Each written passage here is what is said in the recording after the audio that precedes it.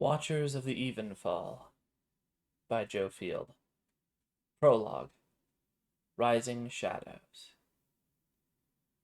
Garrow dashed through a monochromatic landscape of smoke and fleeting images that stretched endlessly in all directions. The shadow world, a murky reflection of Algendis, was a half-formed realm of warped temporal distortions and metaphor. These black images existed without asking to be viewed or altered, running a blind dance through the wide landscape. No sound but distant echoes reached Garrow's ears, like the creaking of a ship's hull, or the phantom songs of singing whales. Humans knew this place existed, but their knowledge extended no further than blind speculation. Garrow had never encountered a human here, and doubted he ever would. He rushed through the nothingness, no grass or ground beneath his paws, nor sky above his head. The white surrounded him, only broken by ephemeral shapes in unidimensional grayscale, both near and far. He glanced to the side and beheld a black canine face grinning at him as it ran parallel before breaking off and disappearing. It was one of his brethren, a Grim. Other creatures lurked in this realm, but Garrow spent no time determining their identities or motivations. It was unwise to pause in the shifting darkness. Grims could traverse great distances swiftly by stepping through shadows, and were the most benevolent of the black dogs to use this realm. Garrow was unique among his kind. He was a shadow seer. The shapes of this domain extended through distance and time. Untouchable and cryptic though they were, they could be studied. The dark blots enclosing the surreal landscape were multi-layered, telling a condensed story for anyone willing to look into them long enough. The tales they told were indefinite in the sense of names, locations, and dates, but provided clues to the past and to the future.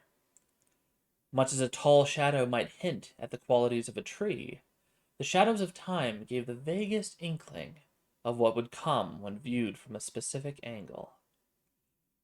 He neared his destination at last. Glancing back, he saw his rear half had dissolved into a smoke trail. All things within this place were but shadows of their true selves. Once, noticing such alterations would have unnerved him, but it held no apprehension for him now. He was more ghost than dog. The shadow world merely reflected that truth. Garrow's face fell as he approached a white mass extending out like an explosion. Something unprecedented had happened. His stomach churned as he neared the vision. The shadow world was vague, but never wrong. He was certain he made no error. His predictions took time, but he endeavored to ensure the correctness of his work. What he gazed upon now told a fearsome tale, one he couldn't share entirely with anyone.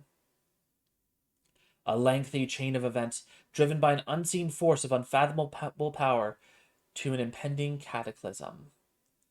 This horror threatened to systematically rip existence apart. Every world would descend into primordial chaos. The white, reaching out with crooked and searching fingers grown fat, represented utter annihilation. The shadow world was previously entirely black, but the once small cracks of white had overwhelmed the backdrop of the realm, no matter how far he ran. When the white overtook the black completely, nothing would remain. What was a shadow world without shadows? Still, he had hope. 4 dark figures repelled the nothingness.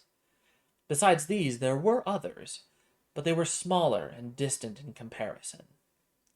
The main players in this cataclysm stood before him with such distinctness that he had determined their identities beyond doubt.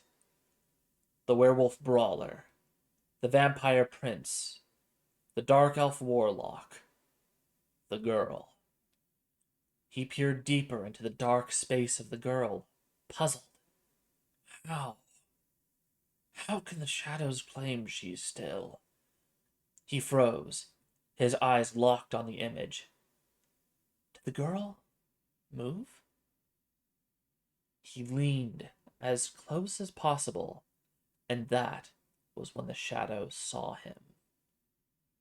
The girl stared at Garrow with glowing green eyes.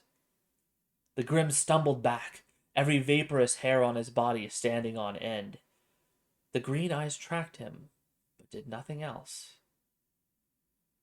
He shook his head, trying to rid himself of the impossible thing he witnessed before bolting off and away from the vision. Even as he left, he felt the girl watching him. Green eyes in a monochromatic world. Was such a thing possible? No. Nothing less than a god could accomplish such an inexplicable feat. And yet this girl. How? He sprinted into the black image of a wide city with a vulpine crest. Something unfathomable had occurred. The time for questions had ended. He needed to act. The last wall would rise, and Garrow would be its architect.